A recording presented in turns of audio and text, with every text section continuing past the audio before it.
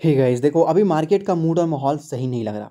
बिल्कुल, मार्केट में कभी भी आपको गिरावट देखने को मिल सकती है, क्योंकि भाई ये जो चीज़ है, अभी तक आपको मार्केट में गिरावट देखने को नहीं मिला, क्योंकि भाई जितनी भी इंडस्ट्री थी वो सभी सही तरीके से चल रही थी, कोई प्रॉब्लम नहीं देखने को मिल रहा था। लेकिन आजकल मार्केट में अगर आप देखोगे तो वॉलेटिलिटी ज़्यादा है। बोलना मुश्किल है कि मार्केट सही तो चल रहा है, लेकिन फिर कब ये गिर जाए बोलना थोड़ी मुश्किल है। लेकिन इस वजह से हम क्या करेंगे कि अच्छे स्टॉक में निवेश करेंगे, अच्छे से अच्छे स्टॉक में निवेश करेंगे। मतलब देखो, high quality, under valued, fair value के आसपास अगर आपको स्टॉक मिलता है, अगर आप धीरे धीरे सिप करना स्टार्ट करते हो, तो मुझे लगता है ये बेटर होगा।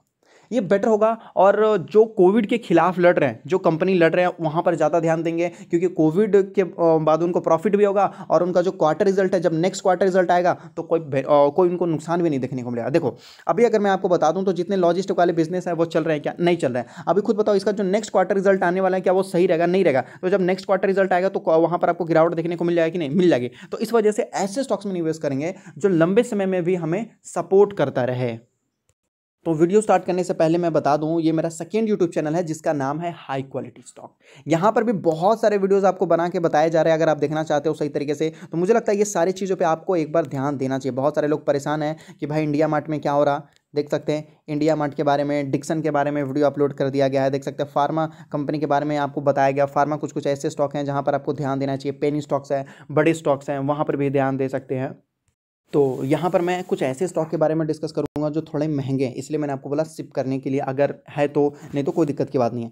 लगभग 5000 का स्टॉक है, और यस्टरडे लास्ट वर्किंग डे में इसमें आपको उल्टा गिरावट देखने को मिली है। और लोग भाई, गिरावट होती है तो सभी में गिरावट होती है, लेकिन पिछले 5 दिनों में ये स्टॉक में देख सकते हैं अच्छी खासी तेजी है। और ये वॉलेटिलिटी आपको डराने के लिए होता है। देख लो, ये वॉलेटिलिटी क्या होता है? डराने के लिए होता है, लेकिन फाइनली देखोगे तो मार्केट ऊपर की ओर जाता है। आप खुद ही देख सकते हो, अगर आप एक स्ट्रेट लाइन बनाते हो तो मार्केट ऊपर गया, बाकी up down up down up down up down वो करते रहता है। अब फिर देखो, पिछले 1 मंथ में तो स्टॉक ने केवल ऊपर ही जाते हुए दिखाई दिया। फिर पिछले 6 महीने में जब भी देखोगे तो ये स्टॉक लगभग आपको लंबे समय में मुनाफा ही देने की कोशिश किया। और एक बार मैं आपको बता दूं, एक स्टॉक लगभग ये जा चुका था लगभग 4000 के आसपास, और ये काफ़ी गिरावट में ये देखने को मिला था, हाफ से भी हाफ प्राइस में। और जिन्होंने इस गिरावट में खरीदा था उनको काफ़ी बड़ा बेनिफिट देखने को मिला। आज देख सकते हैं, मतलब पिछले वाले लेवल को तोड़ के आज एक नया लेवल क्रिएट कर दिया गया है। तो इस कंपनी का नाम मैं आपको बता दूं, देख सकते हैं डॉक्टर रेड्डी लेबोरेटरीज। ये कंपनी मैं आपको बोल दूं को कोविड से लड़ने के लिए भी बहुत सारा जो है काम कर रहा है। बहुत सारे ऐसे कंपनी है जिनके साथ टाई अप भी किया है, और लेबोरेटरीज वाली भी कंपनी है, तो अच्छा है। और ऐसे कंपनी में मुझे लगता है कि ध्यान देना ज़्यादा बेटर होगा मेरे हिसाब से। नहीं तो देखो, ये मैं अपने हिसाब से बोला, अपने हिसाब से एक बार फाइनेंशियल एडवाइस भी कंसल्ट किया कर लिया करो तो ज़्यादा बेटर होगा। अभी जैसे कि यहाँ देखेंगे डॉक्टर रेड्डी में, तो लगभग लास्ट टाइम जब मार्केट ओपन हुआ था तो कितने में था? लगभग 5200 के आसपास। हाई गया था 5222 के आसपास, और लो गया था केवल 5000 के आसपास। काफ़ी अच्छी गिरावट थी। लेकिन हो सकता है कि आज के डेट में जब ये स्टॉक दौड़ना स्टार्ट करे तो लास्ट टाइम में जब ओपन हुआ तो 5200 तो उसको टच कर दे भाई। हो सकता है कि उससे अच्छा खासा। और देखो भाई, बड़ा स्टॉक होने के कारण जब लोग उठाते हैं तो थोड़ा कम माल उठाते हैं, लेकिन फिर भी 30% लोगों ने उठाया है, ये कोई छोटा मोटा नहीं है भाई, ठीक ही है। 30% लोगों ने माल उठाया तो गलत नहीं है, अच्छा खासा ही उठाया गया है। अब ये स्टॉक लंबे समय में काफ़ी अच्छा मुनाफा दिया जा रहा है। तो देखोगे तो फार्मास्यूटिकल, मेडिकल, केमिकल में भी ये कंपनी काम कर रही है, सही है, बोटानिकल, तो ये सारी चीज़ों में काम कर रही है। तो देखो, फार्मा डिमांड में चलता है, उसके बाद आप देखोगे फार्मा के बाद केमिकल भी काफ़ी ज़्यादा तेज़ी से दौड़ता है। तो दोनों चीज़ है, कोई टेंशन वाली बात ही नहीं है। अभी अगर ये कंपनी देखोगे तो अपने लगभग आपको प्राइस टू अर्निंग रेशियो के आसपास मिला, देख सकते हैं प्राइस टू अर्निंग रेशियो के आसपास मिला, बहुत सही है भाई। यहाँ देख लो, ये है प्राइस टू अर्निंग रेशियो, और ये है शेयर का प्राइस ऊपर से नीचे, जो अभी अगर आप देखोगे तो दोनों सेम लेवल पे आके बैठे हुए हैं, दोनों सेम लेवल पे आके बैठे हुए हैं। इससे मतलब क्या पता चलता है कि स्टॉक आपको कुछ ज़्यादा हाई वैल्यू पे देखने को नहीं मिला, ये डिफरेंस था इसका, ये डिफरेंस आपको देखने को मिला था। लेकिन यहाँ पर देखोगे तो दोनों एक साइड मिल चुके हैं। और उसके बाद कंपनी में देखो भाई, थोड़ी बहुत डेट भी है। डेट में आपको बता दूं तो लगभग 2203 करोड़ के आसपास है, और प्रमोटर्स के पास 26% है। देखो, हर बार जरूरी नहीं है कि जिस कंपनी में प्रमोटर्स के पास बहुत बड़ी हिस्सेदारी है वो सही है। कभी कभी अच्छी कंपनी में भी प्रमोटर्स की हिस्सेदारी कम होती है, क्योंकि वो पब्लिक की साइड में ज़्यादा होती है भाई। जैसे इन्फोसिस मान सकते हैं, और भी बहुत सारे कंपनियां उस हिसाब से मान सकते हैं। और कंपनी के ऊपर डेट भी है 2200 के आसपास। लेकिन हम बोल सकते हैं कि ये कंपनी का जो डेट है वो मैनेजेबल है, कंपनी मैनेज कर सकती है। ऐसा नहीं है कि मतलब आउट ऑफ कंट्रोल है भाई, ज़्यादा प्रॉब्लम देखने को मिल सकती है, ऐसा कुछ भी नहीं है। और पिछले 5 सालों से ये कंपनी प्रॉफिट करती आ रही है। 2017 से 2020 तक अगर आप देखोगे तो हर बार इसका देख सकते हैं, हर बार इसका प्रॉफिट जो है ऊपर की ओर ही बढ़ रहा है। पहले कितना था? तो लगभग 14,196 के आसपास था। अभी देख सकते हैं कितना है, तो लगभग देख सकते हैं 7 मतलब बोल सकते हैं कि 19,000 के आसपास अप्रॉक्सीमेटली हो गया। ये मैंने आपको बताया रेवेन्यू।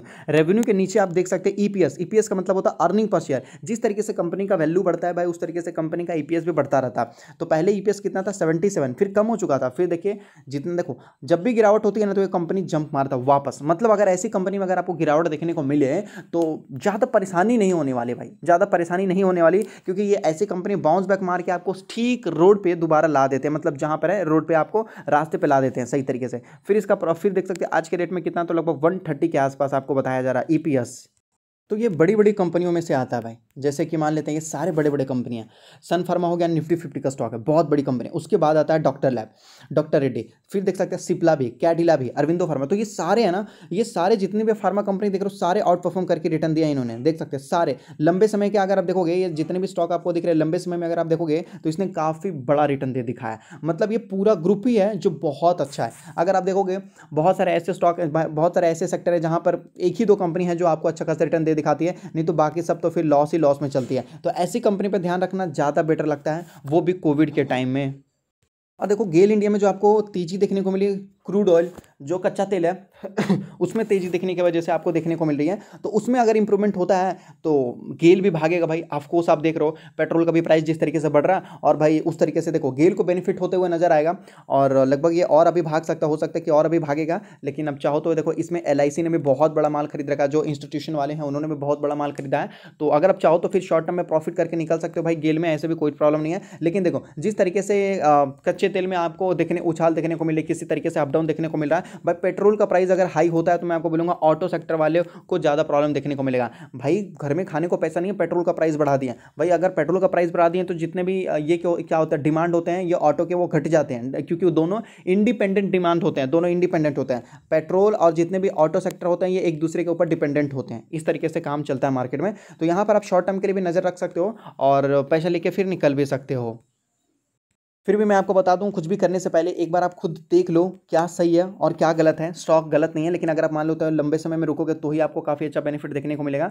एक बार अपने फाइनेंशियल एडवाइजर से जरूर कंसल्ट करो। जैसे कि इससे होगा क्या कि भाई मार्केट में काफ़ी ज़्यादा रिस्क होता है। कभी कभी होता है कि हमें लगता है कि हम जो कर रहे हैं भाई सही है, हम जो भी कर रहे हैं सही है, लेकिन भाई सभी लोग जो कर रहे हैं वो तो सही हो जाएगा, तो फिर नुकसान किसको होगा। इसलिए भाई एक्स्ट्रा प्रोटेक्शन के तौर पे पूछना और डिसीजन लेना काफ़ी बड़ी चीज़ होती है।